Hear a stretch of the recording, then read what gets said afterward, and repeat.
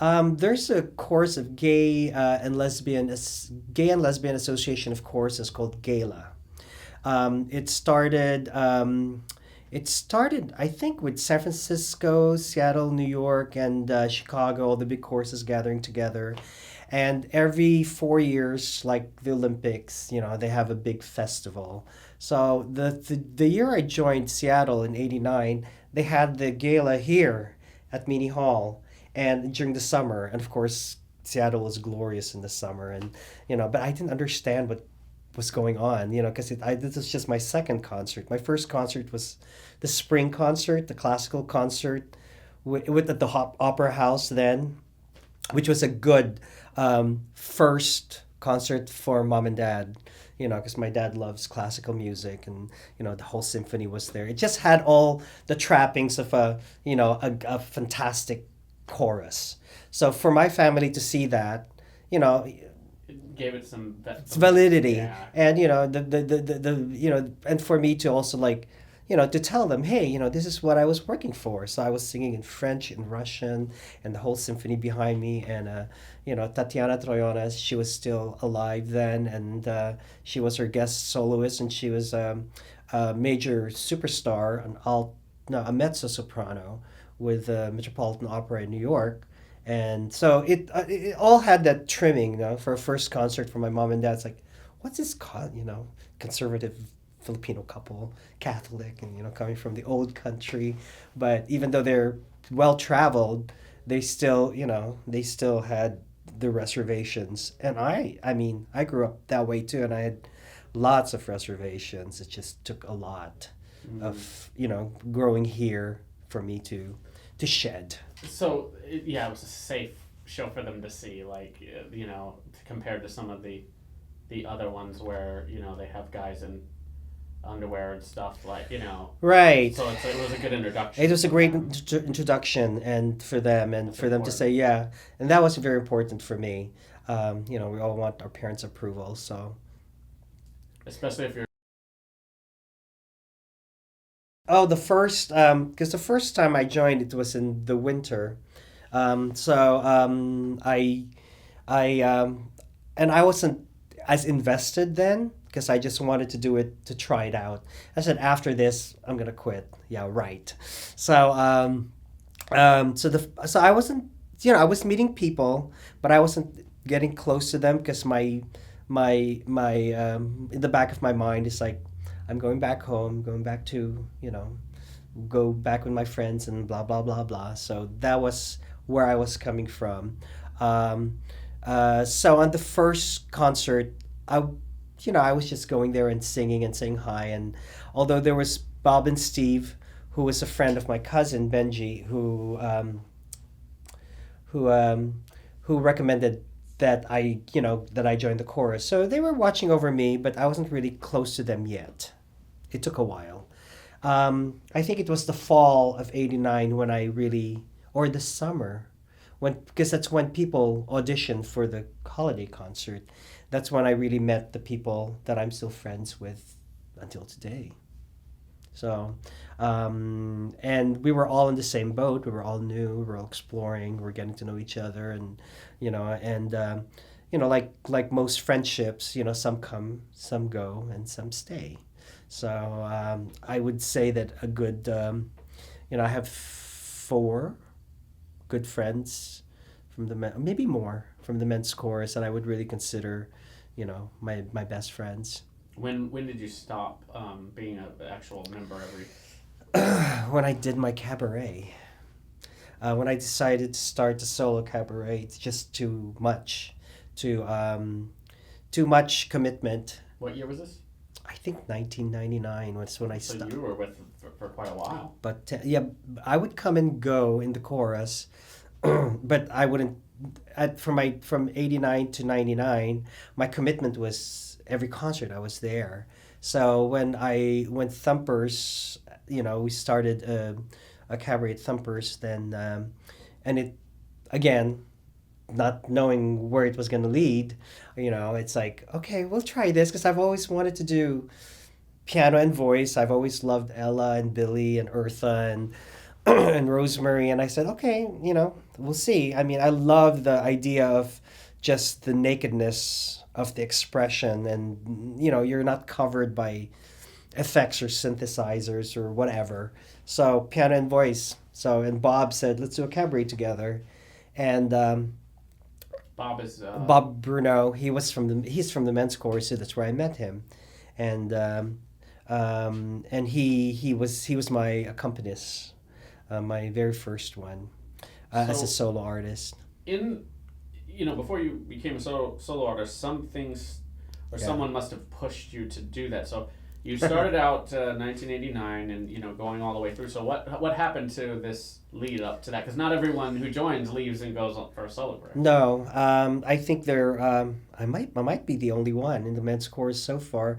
Although, my contemporary was Eric Banks, who's the artistic director now of the Esoterics, right? So, and he's won awards nationally and globally. And what happened with me is, who? so, so when I was in the background, I would get Dennis notices, and he says, I want to hear you. So I would get solo parts, like would go, if you do a big song, like for instance, Somewhere Over the Rainbow, just an example, and there are parts like Somewhere Over the Rainbow. Some people would sing that, then the whole chorus would, it's just one line or two lines. So I was starting to get that, and then I joined a group called Emerald City Volunteers, and they're all in the USB I gave you.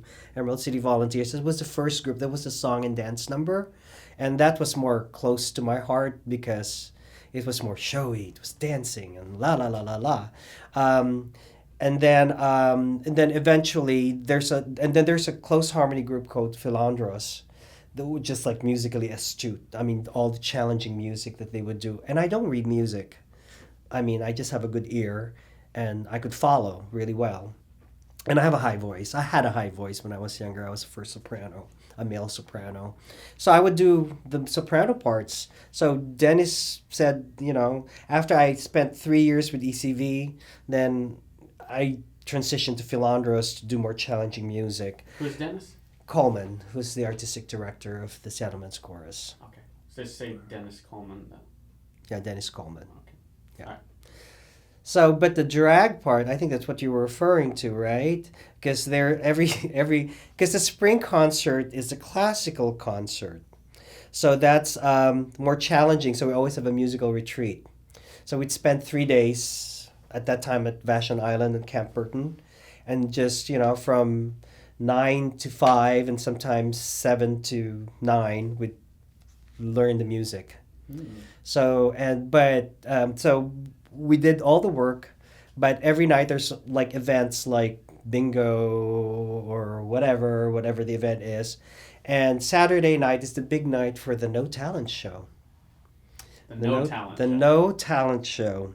People who want to be on stage, they sign up for it and they do something. And my first retreat, that's where I saw, the likes of Larry Loeffler in the mermaid costume. I don't know if you know Larry Loeffler, if you've heard about him. He was probably gone when you moved to Seattle, but very, very respected, drag personality. Like he was the reigning, so to speak, queen of the Seattle community. And, a lovely person, really lovely person. And he... so I saw him do that, and I saw other cross gender bending stuff. Like I was like, this. I was like, what? But it was fun. It was fun. And then I thought maybe next year I'll do something. So and I was I saw Madonna's Vogue, the MTV Vogue, when she came out as Marie Antoinette, and I said, oh, I want to do that, but I can't have like 10 boys, going that. So, where would I get a Marie Antoinette costume, blah, blah, blah, blah. So I said, oh, I'll adapt. I'll make it flexible. Because a lot of people call me, like, oh, you could be Connie Chung, at the time Connie Chung. It's like, Connie Chung, why would I want to impersonate Connie Chung? So I did Vogue, the MTV version, with only 2 boys. and I called it Connie Chong and the Wannabes. So that was my that's supposed to the wannabes. So that was my introduction to a public drag performance. And How was it received? oh my God, I that was the beginning of the end. As you could, that's when history happened, and so it was received. I didn't expect it to be received that way. I got a standing ovation. I had to do it again, at the end of the night due to high demand, and it was. I think it was just unexpected. They didn't expect this.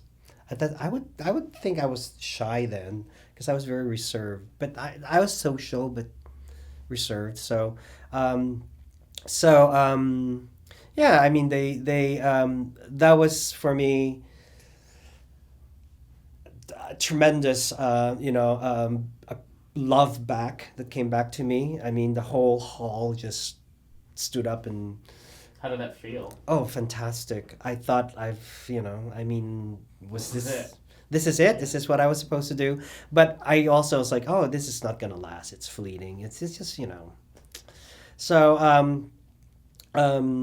when Dennis saw me do drag, and you know how I do drag, it has to be, and I didn't know how to do my makeup then yet. So I had a friend, Frederick Perry, who who is a makeup artist and a hair stylist. So they helped me, they primped me and whatever. So it's all again in the USB that I gave you. So I was in my little Chinese, with my fan, and they were the ones who created the baby drag queen at that point. So and then Dennis saw me, and it just so happened that the summer concert, our Pride concert, was going to be the Sondheim concert, Oh, which is one of the best concerts we've ever done, I think, until because we were smaller then. I think we're not. I think I think we were 100, but a little over 100 then, which is maybe easier to control. That was a great concert. So Dennis called me. I was still living with mom and dad, and he said, "Arnaldo, why don't you do Madonna?" Because the Dick Tracy movie just won the best song for the Academy Awards for Sooner or Later, which Madonna sang at the Dick Tracy movie. So that won best song of the year. So we got to do it's a Sondheim song. So do Sooner or Later. I said, but I want you to lip sync. So Dennis said, I want you to lip sync. And I was on the phone and said, Dennis, could I audition? Could I sing it live? Because, we are a chorus. We are a chorus. Again, I didn't know what I was getting myself into. So, Dennis, fair enough, was like, you have to audition for it. I have to hear you. I said, fine. So, I worked with Evan Stoltz, who's one of my dear, dear friends who I met the men's chorus. And I worked with him, and we learned the music, and I sang it for Dennis, and he said, "Oh, fine," and that's when the drag Chanteuse persona first appeared on Mini Hall, the big stage. Madonna. I was in a blonde wig. It's great. Yeah, I have. It's you know what I mean. It's just like whenever I've seen you perform, I never thought Madonna, but it's like back then. It was current. It was very smart decision. And and Madonna's the very risque then. It was the Lady Gaga of the day, so everything she did was always controversial. And when she did that at the Oscars, so I saw what she did at the Oscars, but I also wanted to do my own. She had a move that she had the microphone. She was singing sooner, and she's very theatrical. Everything's choreographed, right? With Madonna. So anyway, so I saw that she at one point in the music in the break, she put the microphone on a stand, and she looked at the audience in the back, and she threw her fur. Then she sang, like somebody was there, and she went a little lower, like this level, and she did, I'm gonna love you yeah, I'm gonna love you like nobody, or something like that was, I forgot. I'm gonna So the move was like she was giving, oral sex to somebody on the others, So I thought, oh, that's a really risque move. I think I would put that as part of my choreography At a chorus event. I at love a this. chorus event. And that was also the height where um, at the National Endowment for the Arts was being attacked by Jesse Helms because of the Mapplethorpes. So it was just a volatile. Of we're good. Yeah. So it was just a volatile era at the time. Everybody was just like, oh my god. I mean, we can't offend the funding. We can't blah blah blah. Everybody, and and Dennis didn't really see my full act. And I had two boys come in. One was lighting my cigarette. They were my prop, right? So at the time when I did the move that Madonna did, she did it without anybody on stage, just a microphone stand. I had my guy put the microphone at that level, and and people were shocked. People were really shocked. And, not only the audience, because I know the chorus got lots of letters, not only the audience, but some chorus members were, mostly the older ones, they're like, my mom was gonna, somebody came up to me, my mother's gonna see this concert, almost, and I'm like, it's Madonna. What can I Right. say? I mean, How do you do Madonna without doing? something crazy. Yeah. So I was just being, I guess, would you call that method? Just doing what, what. Okay. Or gay. So, and I, at that point, it's like, and I was, I wasn't used to the attention and the public attention and the comments and the letters that the chorus would get, especially when when I do drag or, and Did you read them? no, they wouldn't let me. And Those and are good people. yeah, but at one point, I approached Dennis and he said, and he really gave me good advice, and he said, Arnaldo, people will say what they want to say. Either you can't control, and I and I took that advice to heart even today when I do my cabaret workshops. If you choose, and that's what I learned at Yale, right? If you choose to be a public persona, you and put your public face out there, um, expect the public to slap it back if they want to, slap your face, but not physically, just as Jinx Monson would say at RuPaul's Drag Race, water off a duck's back. So that's really something that I learned early on. Isn't it